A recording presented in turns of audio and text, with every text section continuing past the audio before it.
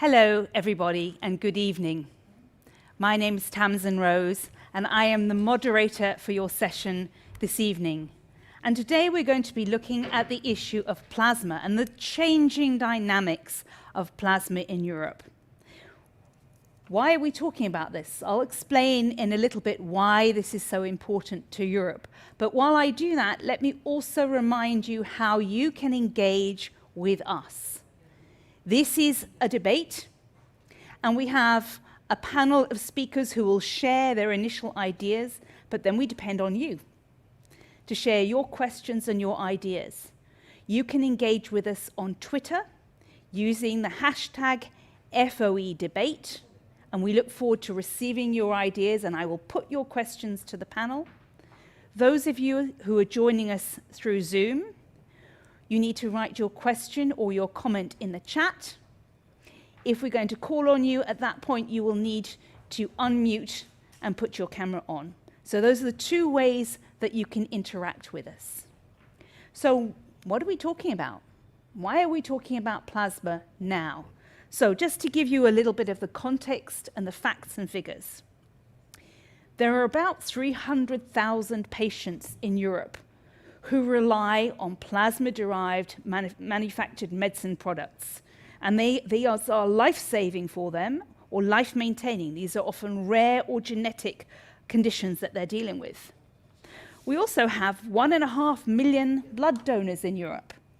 We collect 20 million units of blood, and we transfuse 25 million. So it's heavily used in everyday parts of our healthcare systems.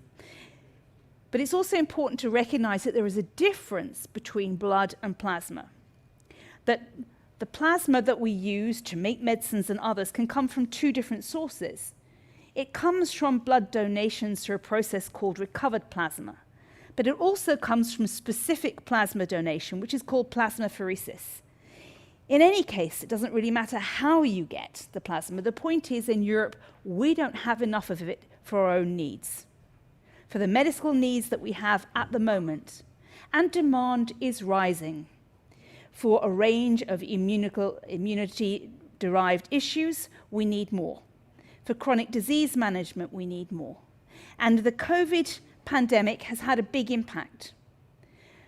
We're starting to test out, and there's large projects funded by the European Union to try and use plasma from recovered COVID patients to see if that could be an effective treatment or support for new patients with diagnosis of COVID.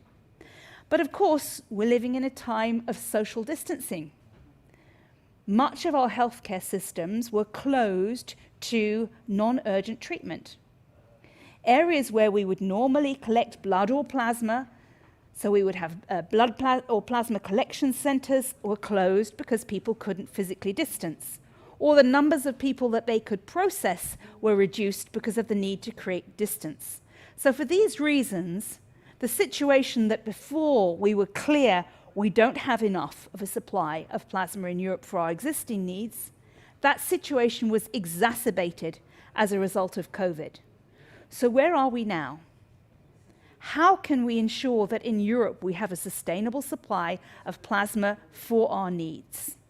That's what we're going to be talking about this evening, and I'm delighted to have some panelists who are real expert in this area and who would be able to give us some background and their viewpoint. And the first speaker who I'm going to be introducing to you is Dr. André Ries. He's the Director for Health Systems and Medical Products and Innovation at the European Commission DG Santé.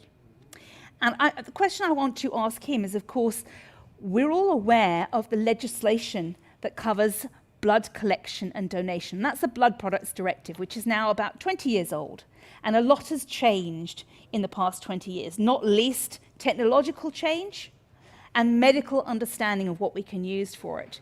So the European Commission is currently reviewing this piece of legislation. What can you tell us about how we bring it up to date? What is your review looking at that would allow the legislation that covers blood collection and safety, how that's going to be brought up to date? André, welcome to our platform. The floor is yours.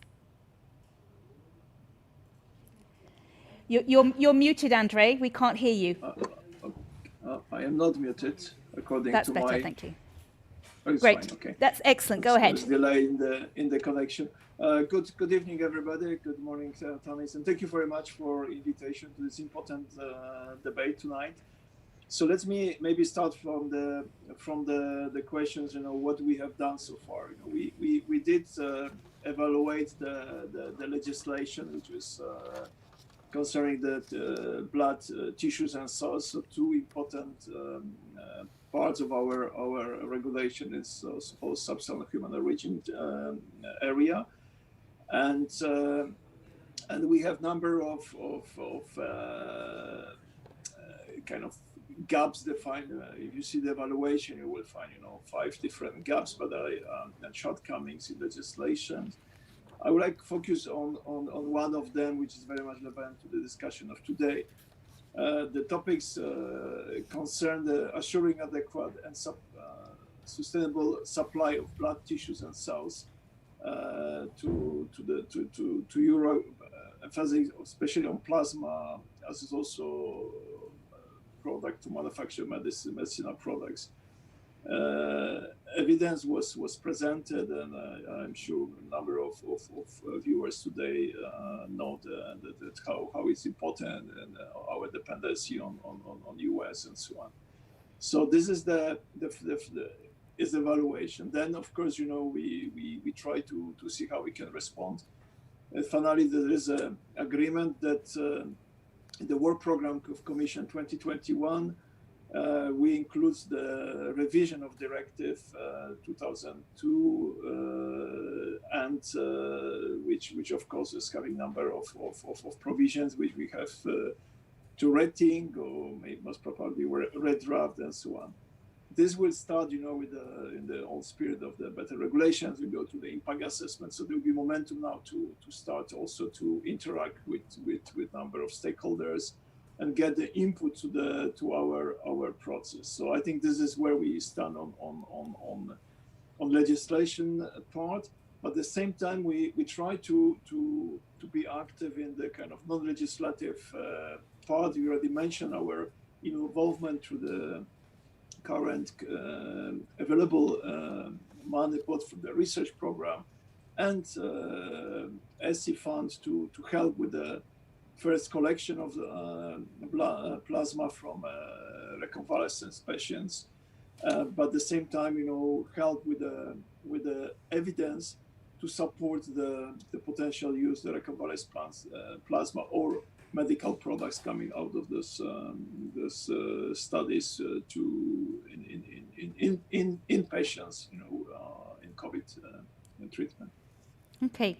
Thank you. So you've mentioned that the evaluation identified some gaps in the area that need to be looked at, not least how we ensure a sustainable supply. If, as a result of COVID, identifying for us the weakness and fragility of some of our supply chains, the European Commission is setting out some of these goals to achieve autonomy in certain areas of our critical systems. To what extent could the EU's industrial strategy, its pharmaceutical strategy, and others build in this idea of autonomy of our blood and our plasma supply services? Is it realistic? Is this something the Commission can aim for? No, this of course, as we are speaking about the substance of human origins, and the way donations are happening and how the system is complex from the donation of blood or plasma to the recipients of this blood or plasma, or even development of medical products. The system is quite complex. What is important really bring all parties together, and those they are collecting the first dose. They are giving blood or plasma to other patients, and of course the whole chain of command. So there's no chance that Commission or even through regulation will solve the problems. But I think it's important to really put this as an objective to independent is a very big word, but at least reduce our dependency on especially from the US, because we see now how the market could be fragile and we see shortages of plasma products. There's a problem with the gamma globulin access now in a number of countries. So we see we should reduce the fragility of European system from this. But how to do it? I think there are many complex processes, but also steps we should take together. And within the European Commission, is this being seen through the lens of efforts to improve the resilience of our healthcare systems? I mean, that's one of the outcomes from COVID, is a new focus on building the capacity of our healthcare systems to respond. And if we're already currently short of plasma, and we know there's a growing demand, are the plans looking at the overall healthcare system resilience, are they taking account of plasma? Is that one of the items being addressed? We see, especially when we refer to the medicines, because you also got the way we see our work on the EU pharma strategy. Of course, this one is also having, this number of chapters and pillars, when access, availability, affordability, but also global dimension is important. So I think we really have to look, across all these pillars, but at the same time, I think the important question is what actions we can take. How much legislative action is needed, how much investment is needed, how much we should leave, space for decisions of different partners in the supply chain, and also in the final delivery. But Great. For sure, we have to monitor this better. We need to understand better the nature of the problem. Okay, thank you, André. Let me now invite in my next speaker, Martine Perjean, who's the chair of the International Patient Organization for Primary Immunodeficiencies, which is called IPOPI.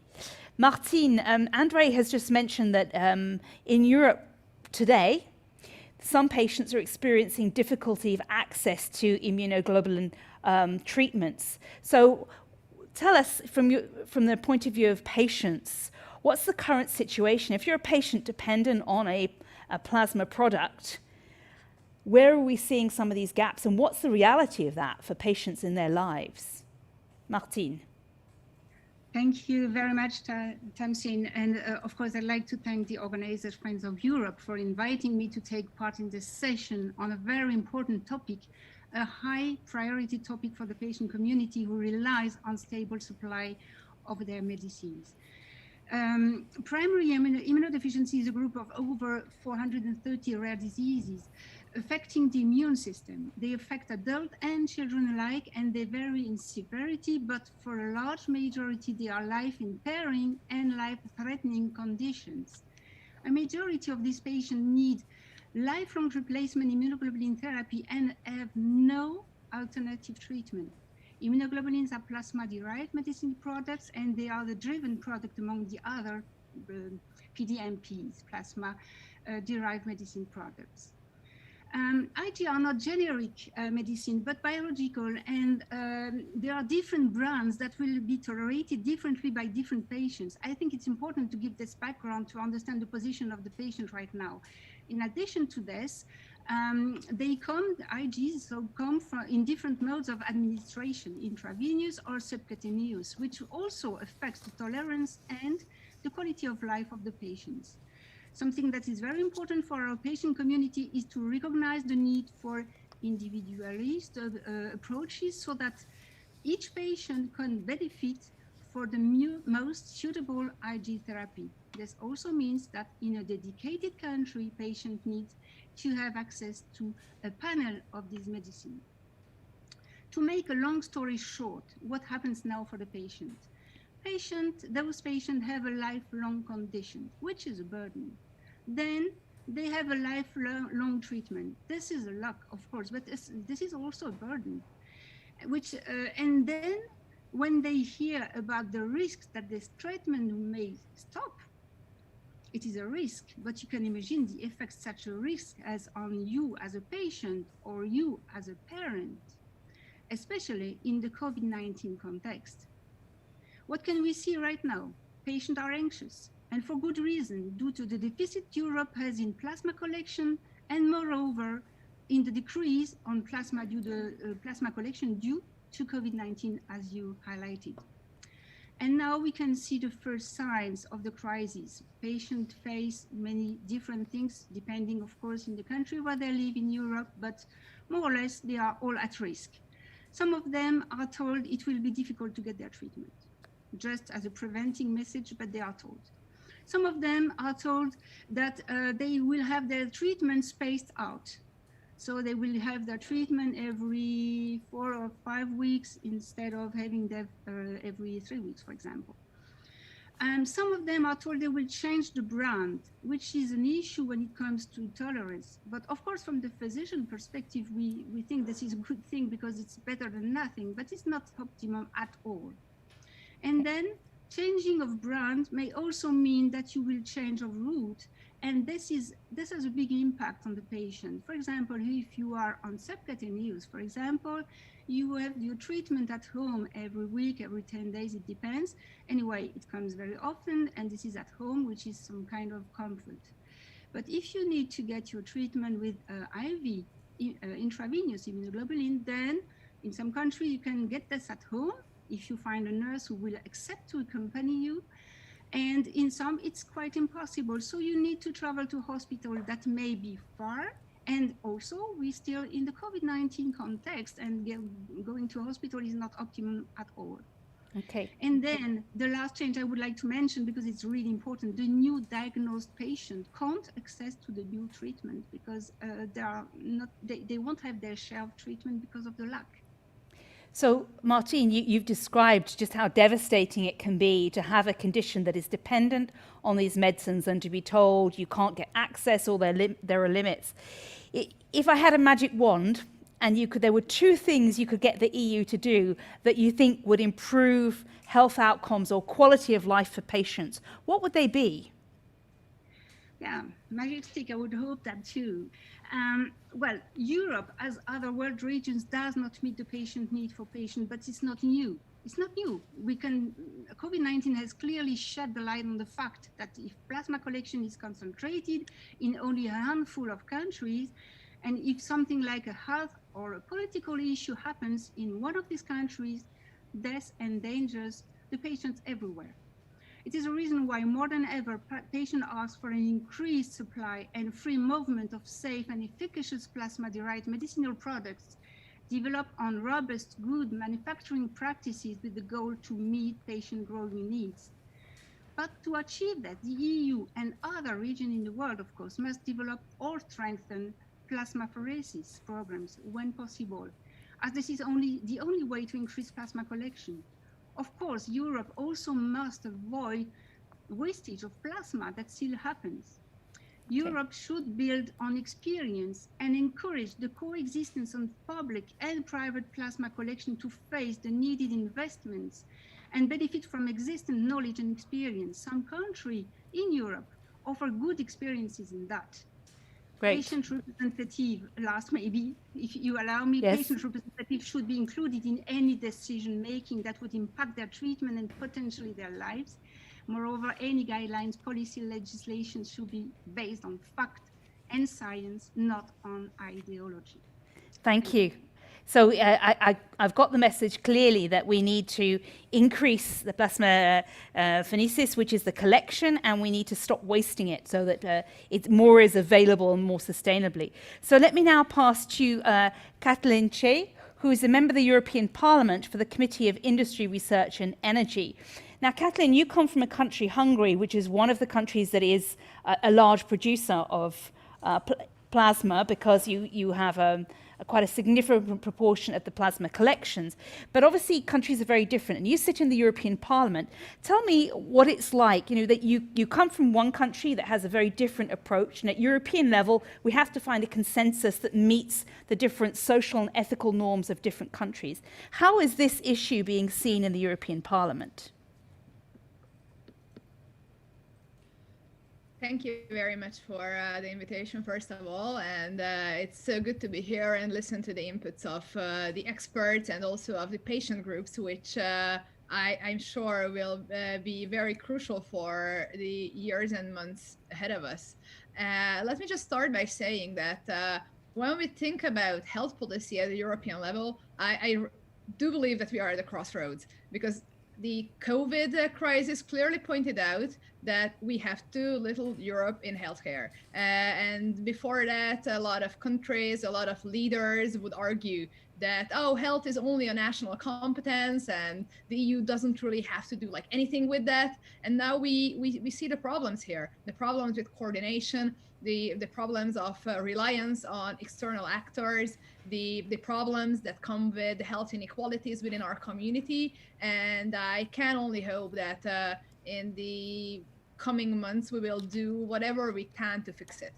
Because as Martina very well put out, we talk a lot about like how the COVID impacts the health of the COVID patients and of the general population, but there are segments of population who are suffering even more because they have pre-existing conditions or constant need for medical attention, and they are sometimes being very much marginalized in these times. I was working, I'm originally a doctor, and I was working in a hospital during the first wave of COVID, and I clearly saw the disadvantage those patients experience who would need medical care round the clock at many times.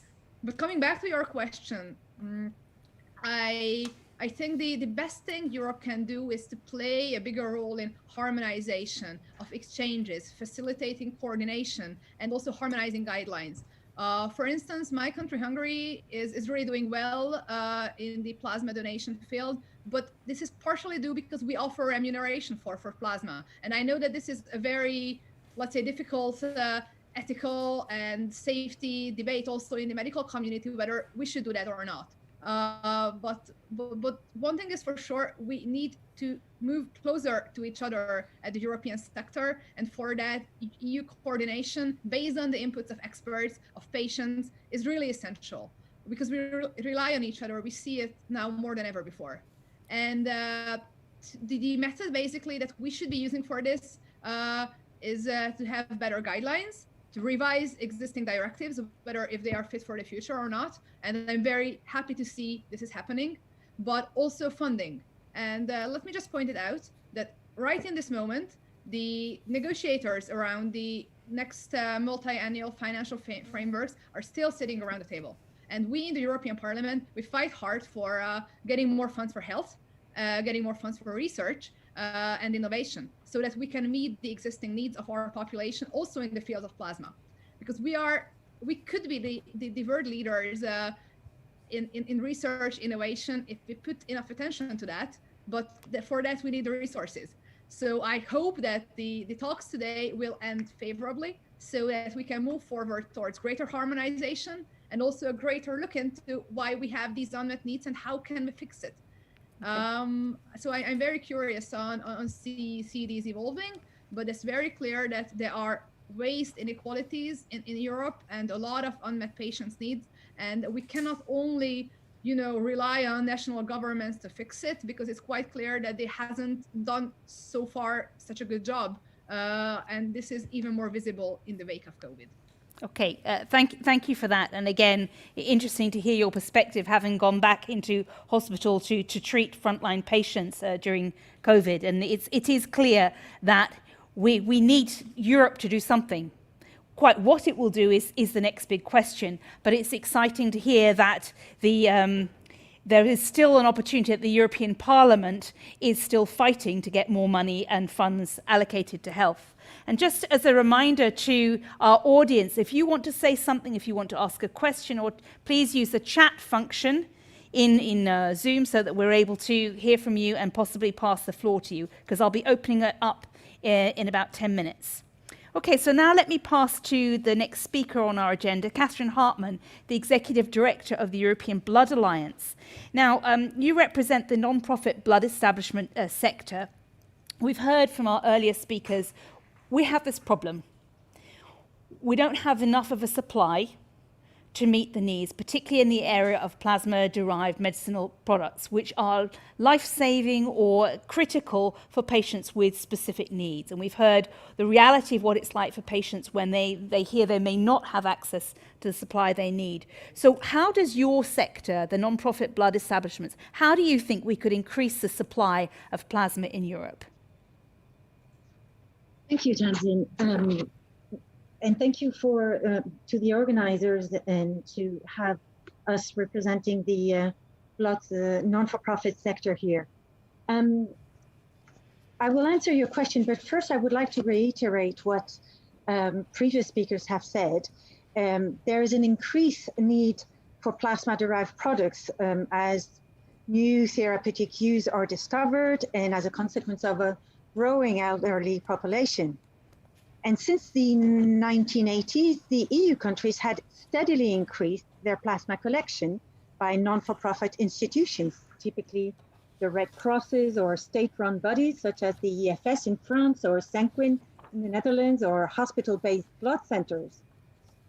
But after the introduction of the single market rules in the 1992-1993, we saw a steep decrease in many EU countries as an unforeseen consequences of the introduction of the EU single market for pharmaceuticals without accompanying measures to ensure minimal levels of plasma sourcing from within the EU.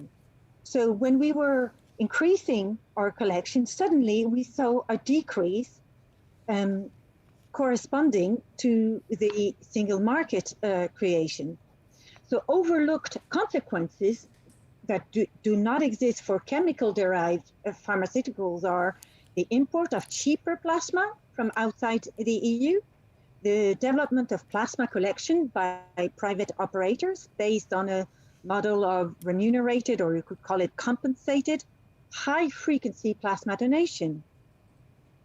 European not-for-profit blood establishments are since then striving to grow their collection of plasma to deliver on their mission to provide the best products and care for patients and their public duty to ensure a continuity of service. Because together with contributing to the best care for patients, and I think we've demonstrated with the research we developed on COVID-19 convalescent plasma, blood establishments have at the core of their undertaking the prime concern of protecting donors' health.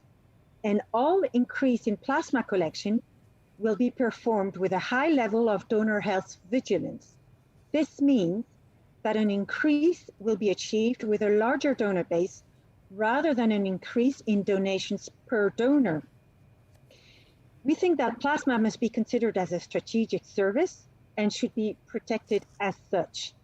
So not-for-profit establishments are the organization, as I said, ensuring a continuity of service, whatever the situation, irrespective of market incentives or failures. They ensure that an essential component of healthcare is provided to EU citizens. Therefore, blood and plasma must be considered a public service, not a market-based one. This designation protects EU domestic blood and plasma chain. Plasma must not be considered as a good in the internal market sense. I would like to add that while safety and quality of blood and blood components are within the mandate of the European Commission, availability, which is a recurring concern for patients, and we've just heard it from Martine, healthcare authorities, and healthcare professionals, is a competence of the member states. So an adequate regulatory framework at EU and national levels is therefore a precondition to increase plasma collection. I would like to say that all blood and blood products related stakeholders agree that the EU must reduce its dependency on third countries for plasma to mitigate the risk from shortages and to deliver the best care for patients. So to answer your question now, European not-for-profit blood establishments are fully committed to increasing their plasma collection without paying their donors and have measures in place to achieve this goal on donor recruitment and retention, measures on plasma donation centers, multiply them, for instance, or change the opening hours to adapt to the need of donors, on staff recruitment and training, on marketing and communication, on pricing policy, or on assessment and evidence-based best use of blood and blood products to reduce waste, we've mentioned it before, or of market authorization use. We will probably have a chance to develop this as we develop this conversation later on. Great. Thank you, Catherine. And so if I've understood this correctly, we were increasing blood and plasma donations, and then as a result of the internal market legislation, which complicated things or didn't take it into account of it, the amount, if I've understood correctly, it meant that the moving around of blood and plasma to where it was needed was affected, to the point where we then started to import externally. So it sounds to me like if this was a problem created by EU legislation, it's something that's fixable if we get the legislation correct. Is this partly to do with the fact that there are two parallel pieces of legislation going on here? Because the manufacture of plasma-derived medicine product is covered by the pharmaceuticals legislation, but the collection of plasma is covered by the Blood Products Directive. And is this when you mentioned that the introduction of the single market, is it these two pieces of legislation that don't work together collectively? Is that the problem? I'm trying to just understand here what we need to fix. The issue is that we did not anticipate the risk of the internal market rules. So, of course, because this is PDMP, so plasma-derived medicinal products, are now, because of a Court of Justice decisions, it was not said like this in the 2001 medicinal products legislation, and nor in the 2002 Blood Directives. But the Court of Justice in two very important decisions decided indeed that plasma-derived medicinal products are now under the remit of the 2001 medicinal products legislation. We're now regulated by a market-driven legislation rather than a public health legislation. Blood products are under Article 168 from the TFEU treaty, and so they're considered as a public health. Right. And then through development of the court cases, plasma-derived medicinal products moved on to the medicinal products legislation. So we have to fix it. Maybe if in the next piece of legislation we would say that all products, irrespective of their final destination, all plasma products should be under Article 168. So this is one of our suggestions. Great. Also, you're asking if that could be fixed by EU legislation. I've given you one example. That's great. Okay. I think I'll move on to our next speakers, and I will actually also think I'll come back to Kathleen on this from the European Parliament, because this sounds to me like clearly an issue that policymakers need to pick up on. But first, let me pass to my next speaker. And I'd like to introduce Martin van Balen, the Executive Director for Europe at the Plasma Protein Therapeutics Association. And we just heard from Catherine that, some of the challenges that the Court of Justice made some decisions that moved plasma from one legal framework into another, and that because of this has created some challenges. So let me ask you, do the policymakers really understand what's going on with blood and plasma? Is that part of the problem, that they don't understand the challenges of the market, and therefore the legislative approach is fragmented and the two don't work together? Martin, we can't hear you. You need to unmute, please. That's it. Go ahead. Thank you. Thank you, Desmond, and thank you for the invitation as well to be part of this discussion. But just to answer on the previous speaker, I think the final destination of plasma-derived medicines is the patient, and the word says it itself. It's a medicine, so it's part of the pharma regulation and legislation. Now the question if everything has been understood by policymakers, I think the key topic here is not on the product side, but is on the plasma side, and there it very much depends. We had a speech from Commissioner Kyriakides last week at our conference saying that plasma is now in the center of the political attention. That's not how it always was. Unfortunately, as you mentioned and other speakers as well, during the COVID pandemic, we experienced a decline in plasma collection with a possible consequence of patient access to PDMPs now in general. However, this threat, this risk was already indicated, like Director Ries mentioned in the evaluation of the Blood Directive.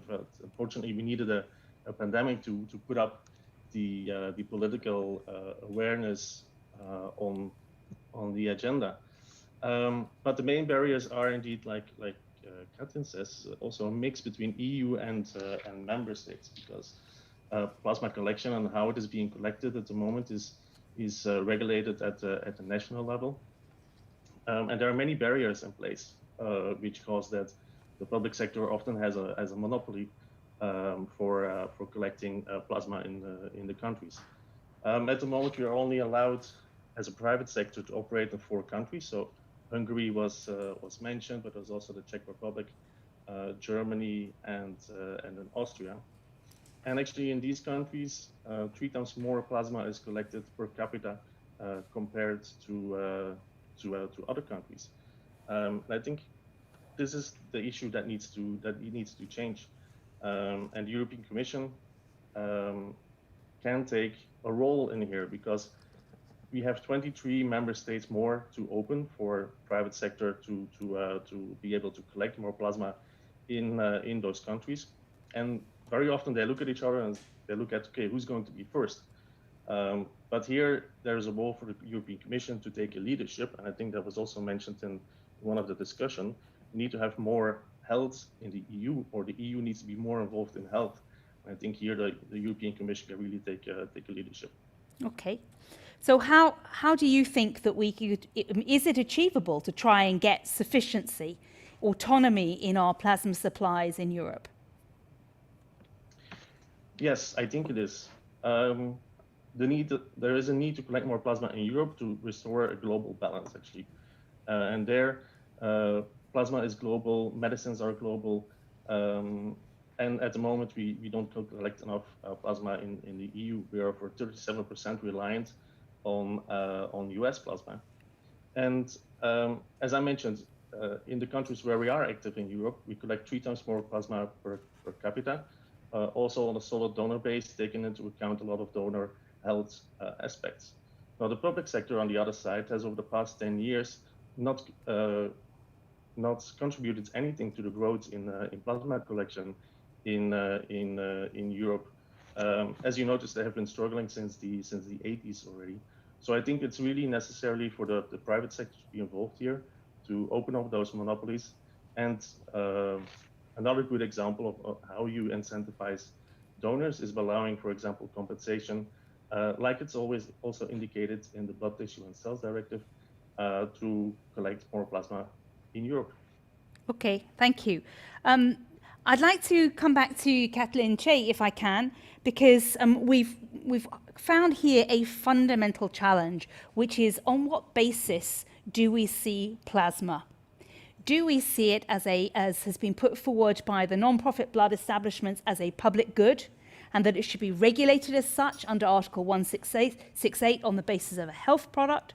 Or should it be, as has been argued by Martin from the PPTA, which is that actually it's a good, and it should be regulated according to the markets as it is under pharmaceuticals, and we should allow the private sector to have a greater view. So these are quite fundamentally different views of something like plasma, and we can see that it's critically important which legal basis we use, because that frames the whole context of what we're doing. What's your view, Kathleen? Well, I believe that essentially there is also a political question here, and I can only give my opinion on this, but I know that it will be, of course, debated and there will be a consensus to be found. However, I do believe that anything that comes that is like so essential for people's livelihood and well-being, and also due to my medical background and also being involved in life-saving as such, I would probably heavily lean towards classifying this as a public good.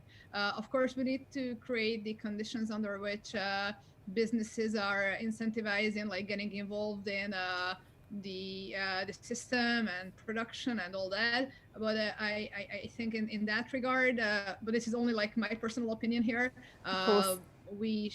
We as lawmakers, we should definitely side with plasma being a public good.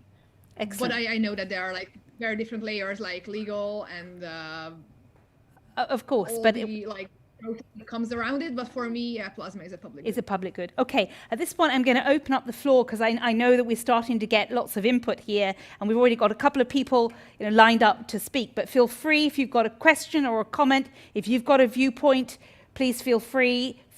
FOE debate on Twitter, put your hand up, or in the chat in Zoom.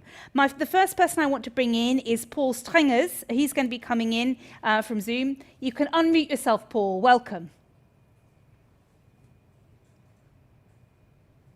Yes, go ahead. Well, thank you very much for the invitation to join this discussion. I really appreciate it, and I think it's very important. But to respond to your question, I think it is very important on this moment that politicians really agree with the fact that plasma is a strategic good. That means that we see now, as it was with the COVID situation, that we have become too dependent from a certain number of countries, and on this moment we are too dependent on the US, which provides 60% of the volume of plasma in the world, and Europe is about 37% depending on it. I think that is a very essential thing, because as we have seen with other strategic goods in the world, we work together because we want to minimize this risk of having not the material for our patients. I think secondly, in your question, whether or not the position of a plasma-derived medicinal product, whether it are pharmaceuticals or not, or whether it is a public good, of course, I'm very much in favor that it is a public good, because then it shows that it has a specific different position than other medicines. And of course, what Martin van Baalen said, it is a medicinal product, but the same is it that the WHO has mentioned these products on the essential medicines list. And you see that the word medicines in this regard is being used in order to show the importance of the product for patients, regarding the quality, but at the same time that it can have a different function here. And I believe very strongly that plasma-derived medicinal products, because it is being used for rare patients, because the patients who use it, like the patients Martin is representing, they use it during their whole life, that the patient should be helped in order to have these products available. And lastly, I would say that Madame Oosterlee has brought a document to the European Parliament in July talking about shortages of medicines. So the shortage of intravenous immunoglobulin is not unique, because it is many medicines, there's shortages. However, if you keep it in the pharmaceutical legislation, then it is very difficult to solve the problem. However, if we bring it in the public good legislation, then the situation is different. And lastly, I think that you can talk about the patients, and that is extremely important, but you should also address the donors, because it cannot be that we do not have enough attention to the safety of donors.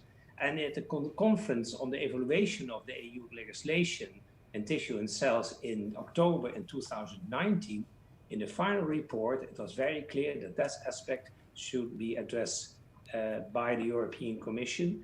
And Okay. it should be brought to the level that is necessary. Thank you. Great, great. Thank you very much, Paul. You've confirmed some of the elements that came through before about, how do we address this, and it should be a public good. And you've brought up to the front the issue of donors and the well-being of donors, because when you talk about a substance of human origin, there is an original human that it came from. So we need to think about the donors, their well-being, the ethical framework, as well as the recipients and everything that happens on the value chain in between. We've got a question now from Alex on Twitter. Let's have that question now, please. Hi. Thank you, Tamsin, and good evening, everybody. So our question from Twitter today is, will a focus on plasma donations undermine blood donations? Okay, that's a very good question, because we experience at different times blood shortages, and if we focus on trying to increase our plasma supply, which we've all agreed is a critical strategic importance, what does that do to our availability of our blood donations? Now, I don't know who of our speakers might be interested in responding in this. I can see Catherine, I can see Martin, who both would like to come in. So Martin, if I come to you first, and then I'll come to you, Catherine. Is it a trade-off? If we go for getting more plasma, do we affect our pool of blood donors? Martin, what's your experience?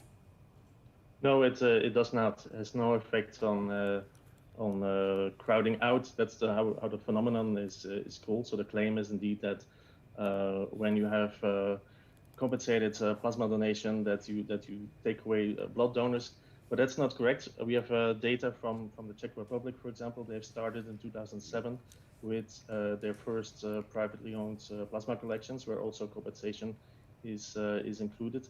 And there you see that hardly any decline in blood donation has been experienced. We also have a publication from the Belgian authorities, actually, that also says that there is a different donor population behind blood and plasma donations. Plasma donors are often younger, between 18, 25, 30 years old, and blood donors in general are a little bit older in general. So there is a distinction between those donor pools, let's say, and actually what we very often see is that people that are first a plasma donor, they become later a blood donor, actually. Okay, great. So let me turn to your perspective, Catherine, for the non-profit blood establishments. Is this crowding out factor? Is it a question that people are either a plasma donor or a blood donor, or are they these completely separate pools? Catherine? Yes, I would agree with Martin about the fact that the age groups are different. And okay. Can you hear me? Yes, we can. Go ahead. Okay. I wouldn't agree on the solidity of the research that Martin has put forward. I did my research as well. I think we need to be more nuanced than this, because competing for donors depends on many factors. Distance, for instance. If you have a Red Cross center, for instance, a blood donation center very nearby, and your plasma donation center is 200 kilometers away, if you live in a city, there's more chance that you will be a whole blood donor if you take distance into consideration. Right. Other considerations are the impact of the communication from the commercial sector. We've seen the example in Vienna where two centers coexist within 300 meters. They're Red Cross donation center and BioLife, it's called, a commercial center. And yes. Throughout a journey of a person going from home to university, for instance, because the target group is more students, this person will be, how should I say, provided with a lot of information on plasma donation, and in particular the price of plasma donation. Okay. Where you take the metro, you'll have big billboards, and when you exit the metro, you'll have those same billboards, and then you walk through the street, and you'll have advertisements, and then you arrive. And I'm afraid that this has a negative impact on the image of blood donation, because the key message is you can get 25 to 30 euros for your plasma donation, which is an equivalent of about 15 euros per hour. And when you know that the minimal remuneration in Austria is 9 euro per hour, you can see that there is a profit there to be made. Okay. So there is Catherine, an impact on blood donation. Thank you. We have a few more people that I wanted to bring in, so I apologise for cutting you off. Kees Smit, you've been very patient. We're going to bring you in, and if I could ask you to be brief in your intervention, and then I'm going to be going to Dragoslav Domanovic from the ECDC. But Kees, let me start with you. Well, hello, Tamsin. Hi. Well, I had one remark and one question to André Rees. What is the time schedule for the revision of the EU Blood Directive? And what is the end of the new directive? In what year will the goal to be ready with the EC directive?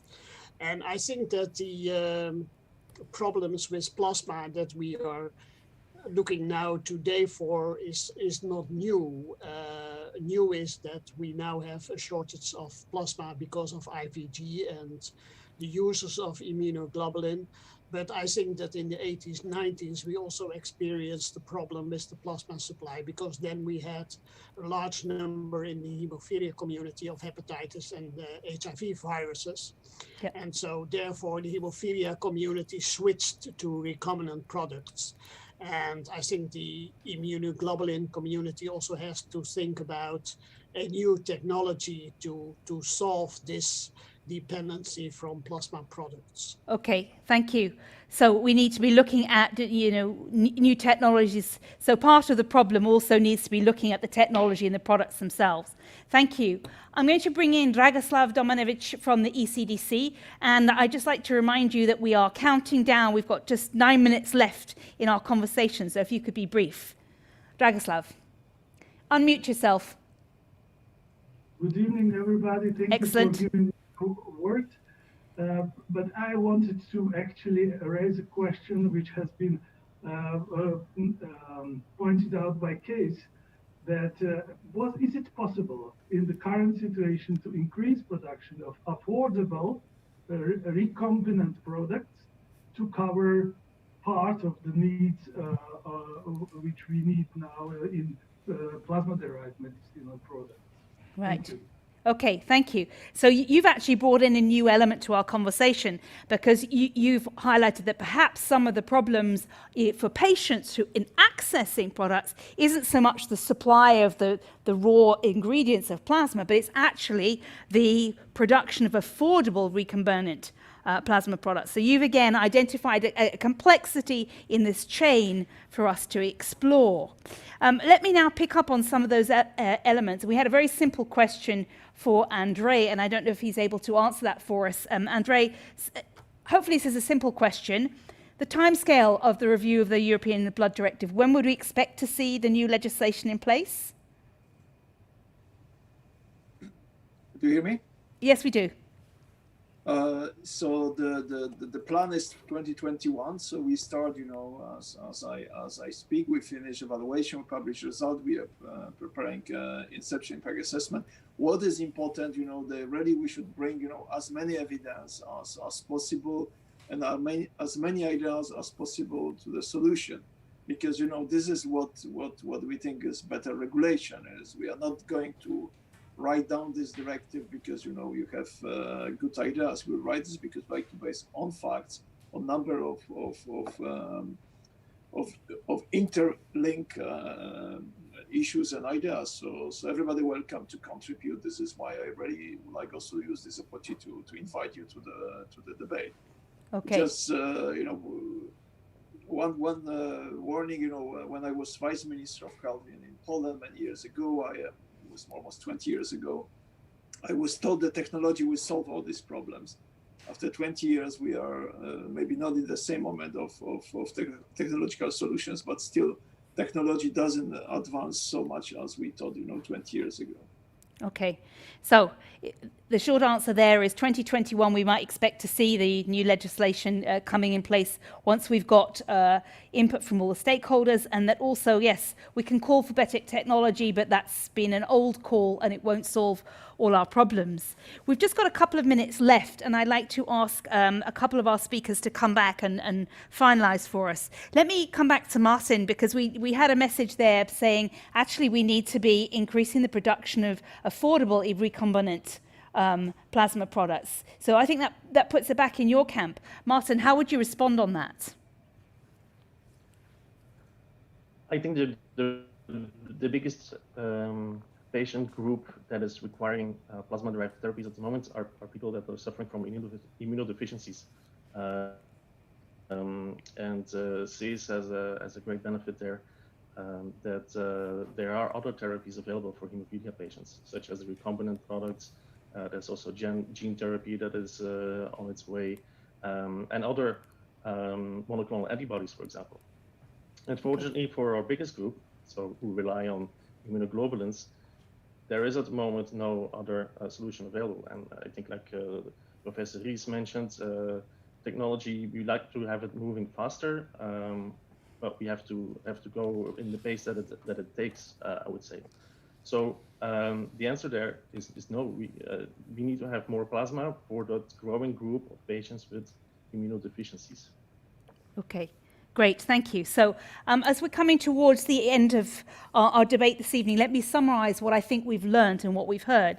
So we start off by recognizing that there are a significant number of patients, 300,000 patients, who are dependent on plasma-derived medicines here in Europe. We explored the fact that even though we have a thriving blood donation pool run by non-profit establishments, we are still short in the supply of plasma, which is a separate process for collection.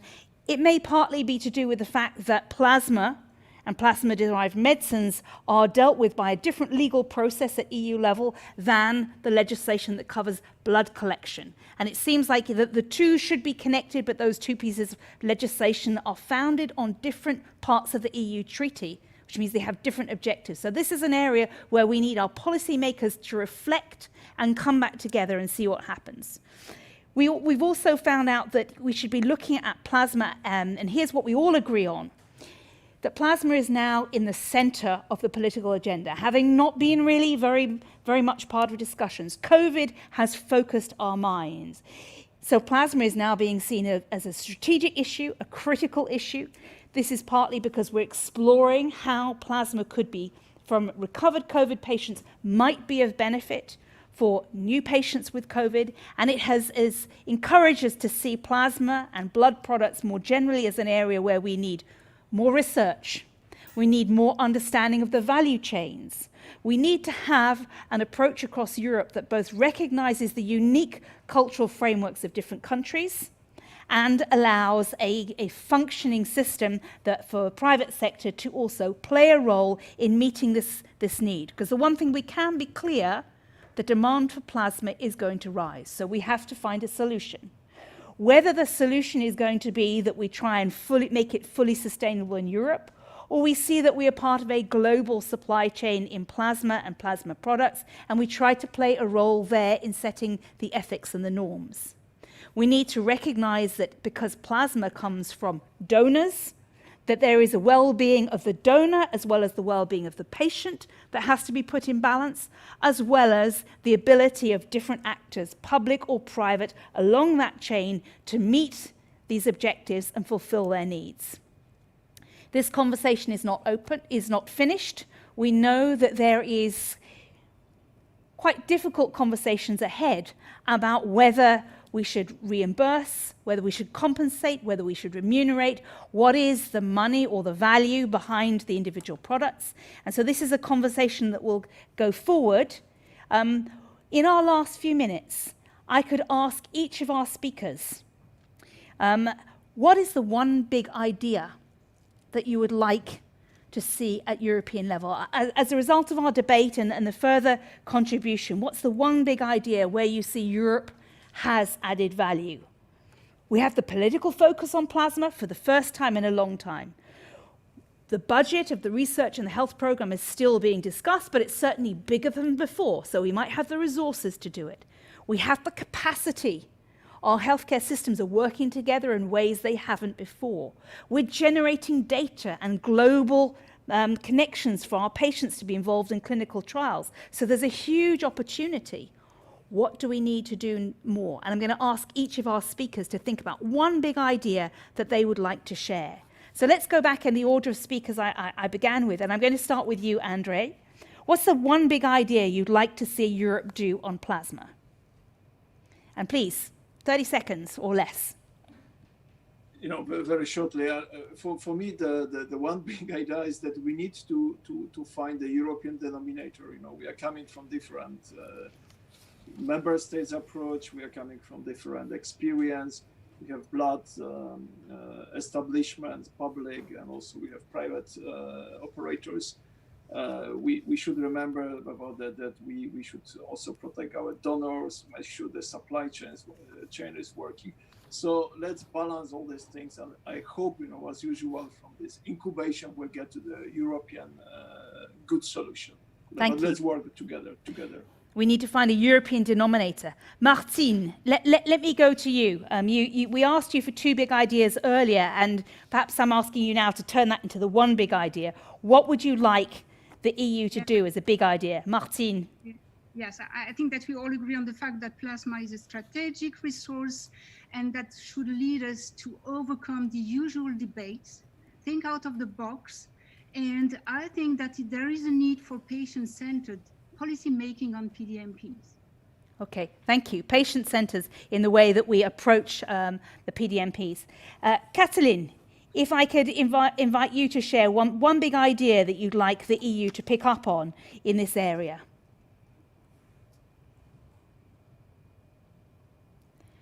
I think that the biggest idea we have to consider is having more Europe in health. More Europe in meeting the health inequalities, the needs of the patients all around Europe, so that we can at least try to guarantee that every European has the same possibility to access plasma, to access treatment, regardless of where they live, if they are rich or poor, or if they are urban or rural. So, and this is the place for Europe to step in, to coordinate, to educate, and also to innovate. This should be the big plan for the coming years. Thank you. Catherine, let me turn to you. One big idea that the EU should be picking up on. I will fully support what Martine has just said, as in recognizing plasma as a strategic service and be protected as such, as I've mentioned in previously. And just one additional stuff is really highlight that while we're increasing plasma collection, which we need to bear in mind that donor health. Donor health. Excellent. Thank you. Martin, what's your big idea that you'd like the EU to think about? Well, I think I'm going to summarize what the previous speakers have said. So more EU in healthcare, having a patient-centered approach towards access to treatment. Plasma here is a strategic resource. PMDPs are medicinal products, and the common EU denominator is coexistence between private and public sector for collecting plasma. Okay, excellent. Well, I think that you've brought us to a nice end to our hour of conversation together. This debate is obviously not finished because, of course, the review of the Blood Products Directive is ongoing, so there are still opportunities to engage. And then this is an area where Europe is now putting its attention, because clearly this is an area that needs to be followed up. And we at Friends of Europe will continue to engage in this conversation. If you have enjoyed listening to our debate today, and I'm sure you have, and I know that we've had some very lively input on our Zoom chat and on Twitter, the next event that you can participate in and listen is on the 17th of November between 10 and 11 in the morning. And here we're going to be talking about the digital health revolution for European health data space. And we have some great speakers lined up. We have Jyrki Katainen, who is the chair of Citra. We have Godfred Ludwig from the German Ministry, and Tarja Stenvov from Sanofi, who will be sharing their insights on how do we make the European health data space a truly revolutionary step forward.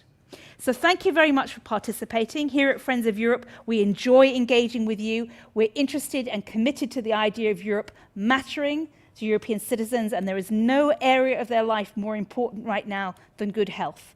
So thank you. Stay in good health. I look forward to hearing and speaking to you on the 17th of November. Thank you and goodbye from our studio in the centre of Brussels. Good night.